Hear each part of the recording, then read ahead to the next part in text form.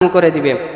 আরো একটা কাহিনী আছে মুসনাদে আহমদ শরীফের ভেতরে, হযরতে উবাইদ ইবনে কাব রাদিয়াল্লাহু তাআলা আনহু বলেন, তিনার কাছে উবাইদ ইবনে কাব রাদিয়াল্লাহু তাআলা আনহুর কাছে খেজুর রাখার একটা থলি ছিল। খেজুর রাখার একটা থলি ছিল, এই থলিতে তিনি খেজুর রাখতেন এবং প্রত্যেক দিন 2টা-3টা করে খাইতেন। খেজুর খাওয়া কি রসুলের সুন্নাহ, খেজুর খাওয়া রসুলের সুন্নাহ। সকাল সন্ধ্যা রসুল খেজুর খাইতেন, সাহাবাই কেরামেরাও থলিতে খেজুর রাখতেন। তো উবাইদ ইবনে কাব রাদিয়াল্লাহু তাআলা আনহু দেখেন তার প্রত্যেক দিন থলি থেকে খেজুরগুলো আলিমুল গায়েব হয়ে যায়, খেজুর তার থলি থেকে কমে যায়।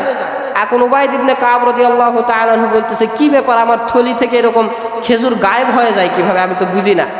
তো তিনি থলিটা একদিন রাখে দিছেন যে কে আমার থলি থেকে এই খেজুর চুরি করার জন্য আসে, আজকে আমি দেখব।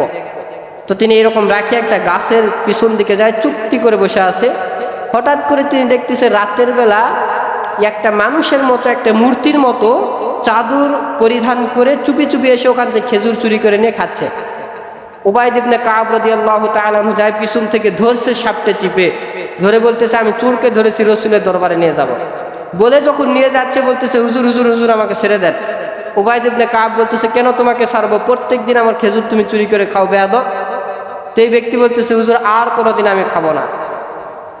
তো এতদিন যে তুমি খাইছো এটার টাকা পয়সা কে দিবে, আমি এমনিতেই গরিব মানুষ, আমার কাছে টাকা পয়সা নাই, খেজুর কেনার টাকা নাই, তো এই যে চুরি করে খাইলা এই টাকা পয়সা কে দিবে আমাকে।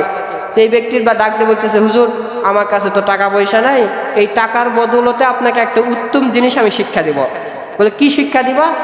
উত্তম জিনিসটা হচ্ছে, আপনি যদি কোরআনুল কারীমের ভিতরে একটা আয়াত আছে, এই আয়াতটা আল্লাহর কাছে সবচাইতে শ্রেষ্ঠ আয়াত, পছন্দের আয়াত, এই আয়াতটা যদি আপনি প্রত্যেক দিন পাঠ করতে পারেন, আল্লাহ তাআলা বিনা হিসাবে আপনাকে জান্নাত দিবে, এবং সকাল সন্ধ্যা যদি আমল থাকে কোনো বালা মুসিবতের ভিতরে আল্লাহ তাআলা আপনাকে ফালাবে না। তো উবাইদ ইবনে কাব বলতেছে, ঠিক আছে বলো কি এমন শিখাবা যেটা শিখার মাধ্যমে আমি জান্নাতে চলে যাব।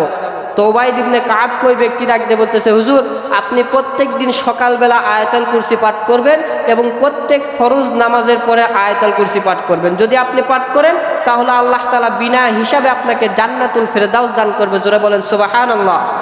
তো এই শিক্ষাটা যখন উবাইদ ইবনে কাব রাদিয়াল্লাহু তাআলা আনহু শুনছে, তখন তাকে ছেড়ে দিয়েছে। সে এখন দূরে যায়, বলতেছে, ওয়াইদ তুমি কি জানো আমি কে? বলে, কে? আমি তো হচ্ছে ইবলিস, শয়তান। তোমার এই ঝুড়ি থেকে আমি প্রত্যেক দিন চুরি করে করে খাইতাম, তুমি তো আমাকে ছেড়ে দিয়ে ভুল করলা, আমাকে আর কোনোদিন ধরতে পারবা না। তো উবাইদ ইবনে কাব রাদিয়াল্লাহু তাআলা আনহু বলতেছে, তুইও আর কোনোদিন আমার কাছে আসতে পারবি না। তো কে? কই যে তুই আমাকে শিখাইয়া দিলি যে আয়াতুল কুরসি পাঠ করলে শয়তান কখনো আসতে পারবে? তো তুমি তো শয়তান, তুই তো শয়তান, তো আমি আয়াতুল কুরসি পাঠ করব, তুই জিন্দেগি তো আমার কাছে আর আসতে পারবো? তো এই দেখেন বুখারী, এগুলা কিন্তু বুখারী শরীফের হাদিসের তরজমা, মুসনাদে আহমদ শরীফের হাদিসের তরজমা কোথায় বলবেন? মুসনাদে আহমদ শরীফের তরজমা। তো আমরা যারা আয়াতুল কুরসি পারি না, সকলে আয়াতুল কুরসি শিখার চেষ্টা করবো ইনশাআল্লাহ। সকলেই বলেন ইনশাআল্লাহ। আল্লাহ পাক রব্বুল আলামিন আমাদের সবাইকে আমল করার তৌফিক দান